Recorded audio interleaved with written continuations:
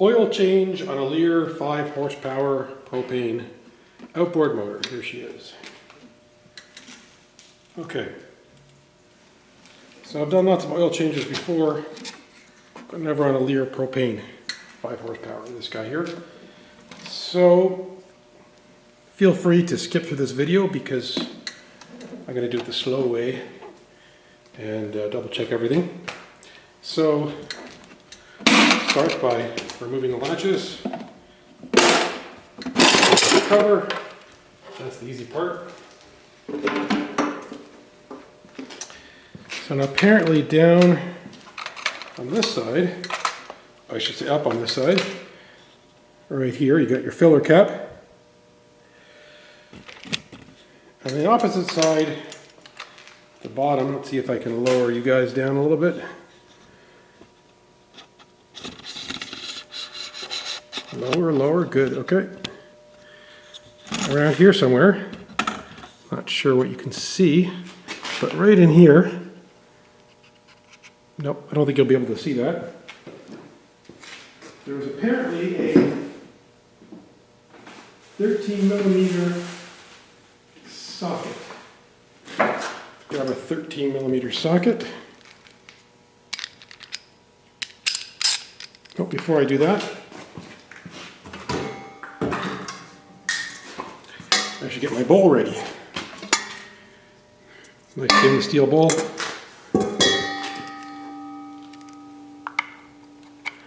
Let's see if it's really 13mm.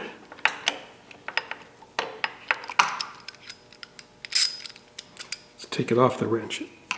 Try and test fit it. Yeah, feels like a good fit for 13mm.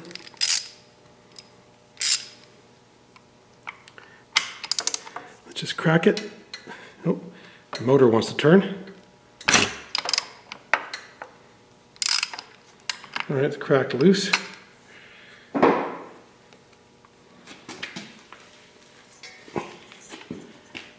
The bowl ready. I don't know where the bowl should be, but the bowl is right now covering most of the area.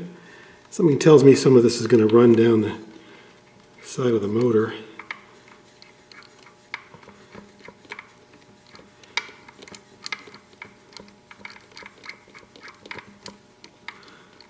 Any second now. Whoa.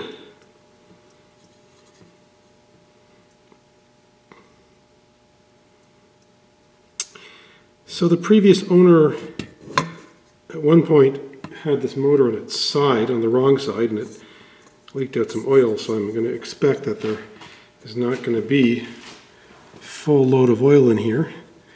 I'm just going to try and grab a little funnel here.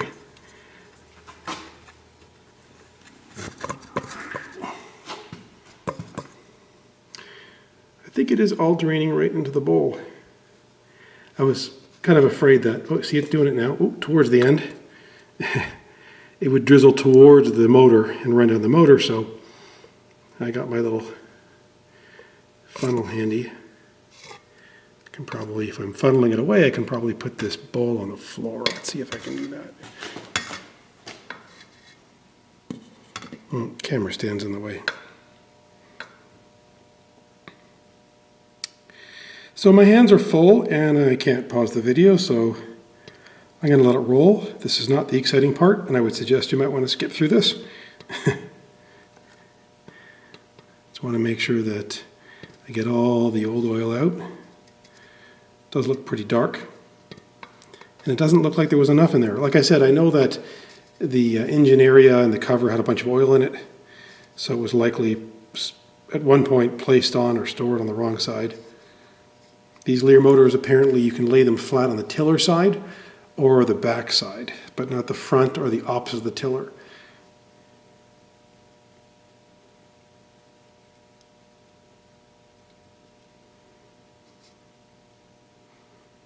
Slow drizzle.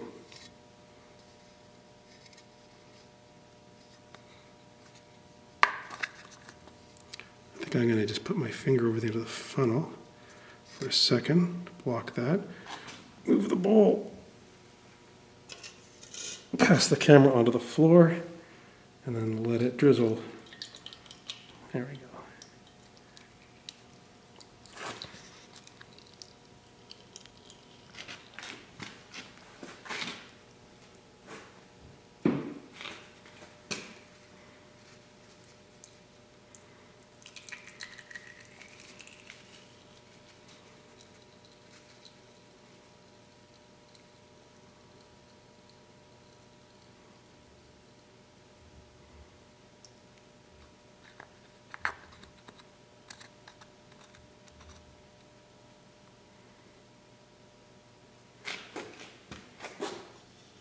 Move you guys back a bit. I'm going to try and I'm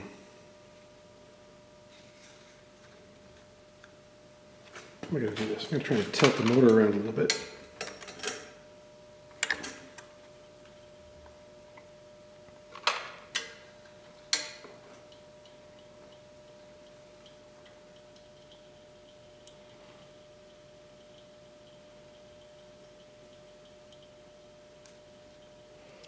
Looks like we're down to the last drops.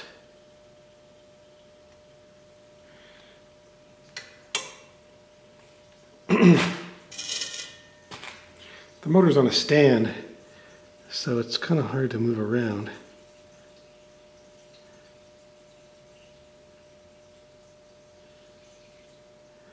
I mean, move around from a perspective of tilting it sideways.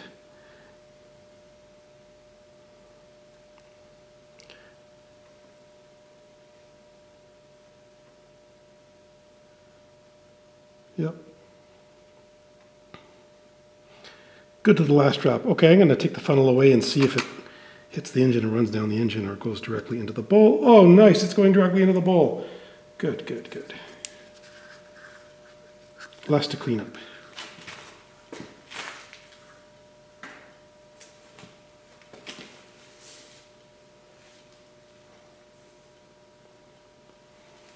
I'm going to see if I can get a better angle. You guys, let's see. I'm not sure what you can see, but you can probably see where the oil's coming from.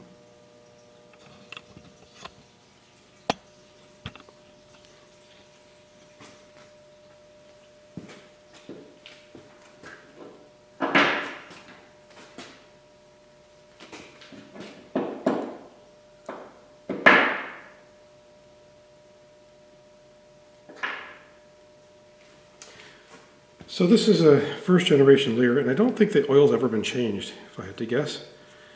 And LEHR says to change the washer between each oil change, and I don't have a spare copper washer here. And this one looks like it's in pretty good condition, so I think I'm just going to go ahead and reuse it. I'll make sure I get a couple extras for next spring.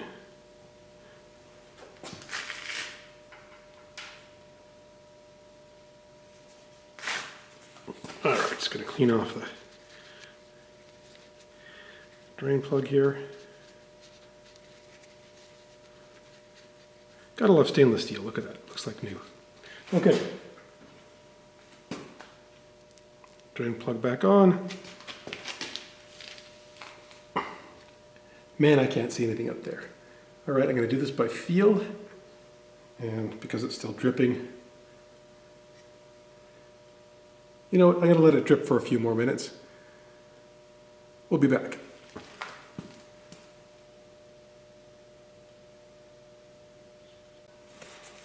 Okay, we're back. So the drip is down to a really small drip. I'm going to try and just get some of the drippiness out of here. Is that a technical automotive term, drippiness? Anyway, and now I'm going to try and get this nut in here.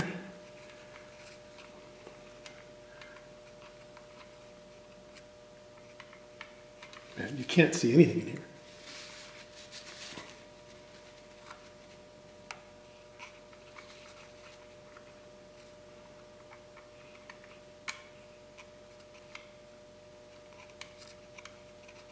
Okay, got the threads to catch. Basically, you do that blind. You cannot see. Well, you know what I could do? That's a bit better. Hey, can you see now? Let's see. Of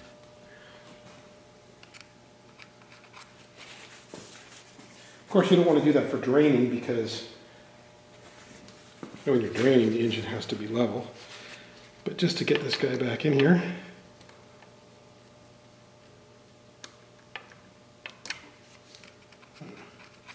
I think I'm going to need a shorter 13 because that's interfering with this.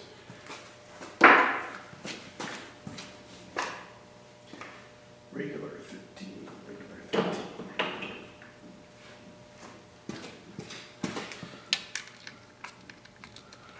There we go.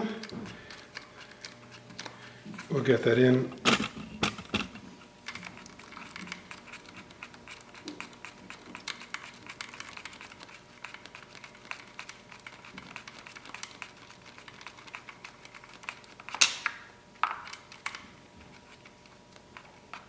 Finger tight.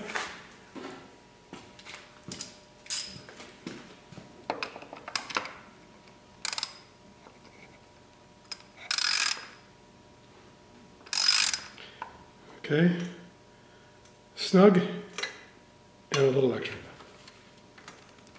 2 fingers on a wrench. Don't want to over tighten those and strip anything out. Good. That'll be the first stage. Now we need the motor to go level again.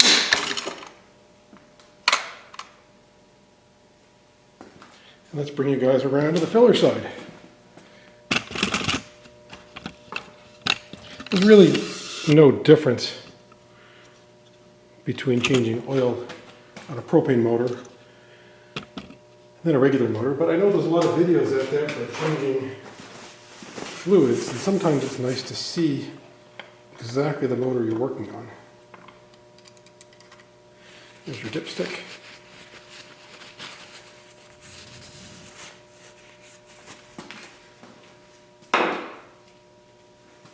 There's your oil, just calls for regular 10W30 SEA oil.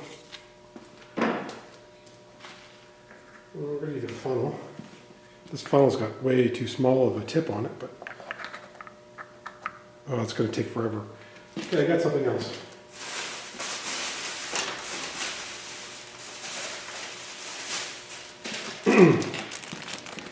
I've never used this before, but this screws right onto the bottle for filling. The problem's going to be, I think, is that it's not going to allow for airflow to go back in, so let's give it a shot. In theory, the nice part is that it should be really clean because this guy threads right on top of here. Look at that. But of course, in order for this to work properly, air's got to also come back into it, so it's going to do like a glug, glug, glug thing. But it takes half a liter, so that's the mark we're aiming for right there. Let's give it a shot.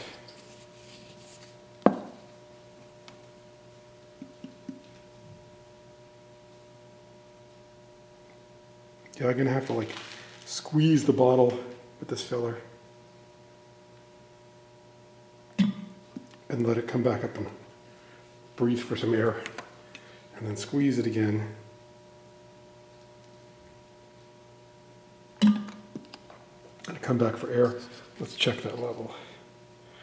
Not even close, but halfway there. We need half a liter, 0.5 liters. Let's put a little more light in here for a second. Oh wow, look at that, we can see right in there. Hang on a second.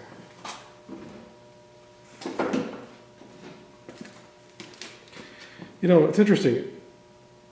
It's not a lot of oil changes, but this time, I don't know if you can see. Let me try and get it so I can see and you can see at the same time. Look at that. You can see all the way in there. That's pretty rare. In my experience, when you look into an oil filler, you just see like some kind of blocker or something that's in there that's in the way. But that's great. It gives you a much better idea of how full the oil is. Okay. Back to my new ketchup bottle. Squeeze. And then breathe. Look at that. We're at, you see that? Just a little more squeeze. Squeeze. Okay, let's see. I'd say that's right on the 500 mark.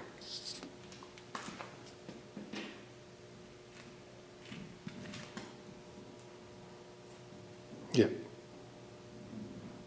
I think I'm holding it pretty level, but I'd call that 500.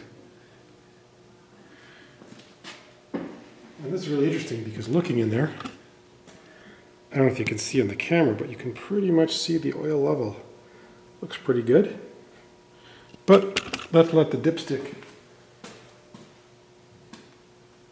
do its job. I can find it here in my mess. Okay, so dipstick is clean.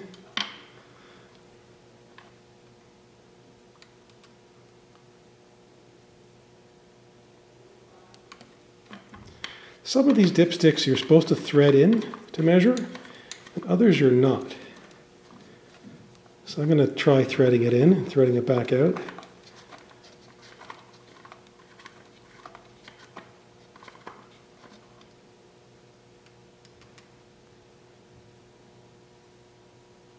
Man, when oil is fresh, it's hard to tell.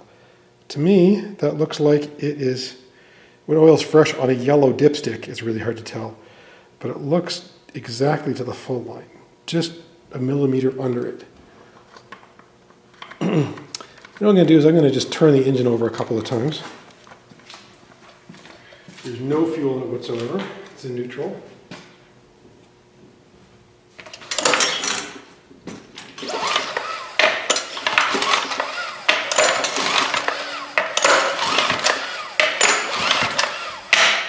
Just to let it circulate some of that oil.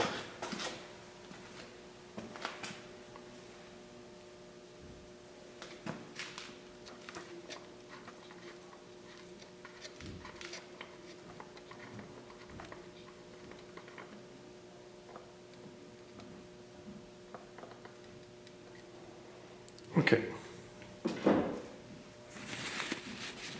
Give that dipstick a good clean.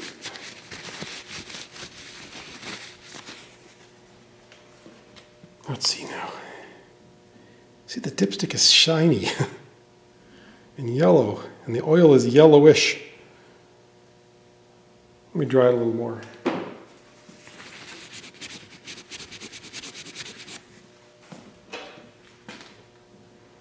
That's a bit better. Okay. I'm going to assume for the moment that we check the level with this motor. With the threads all the way in. I've got a Honda snowblower that specifically says to check the level without threading it in. I guess that makes sense when you're trying to fill and check. It saves you from having to thread it in and unthread it each time.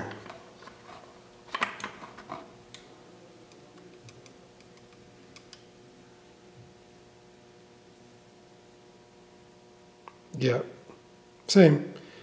It's a millimeter below the full mark, so I'm going to put a couple more drops in.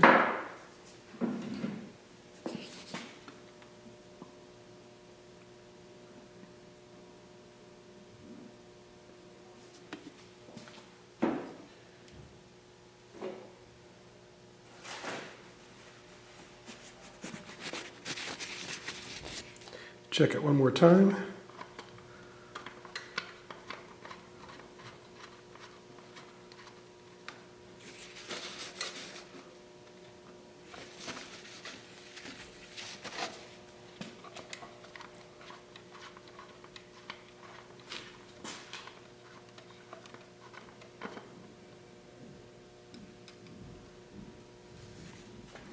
Need the flashlight. That's good. Just touching the full mark. All right. That's it. We're done. I'm going to do another video on changing the gear oil because I think this motor is a 2012 or 2013 and it probably hasn't been changed either since new. That's it. I hope you enjoyed and learned something. See you soon.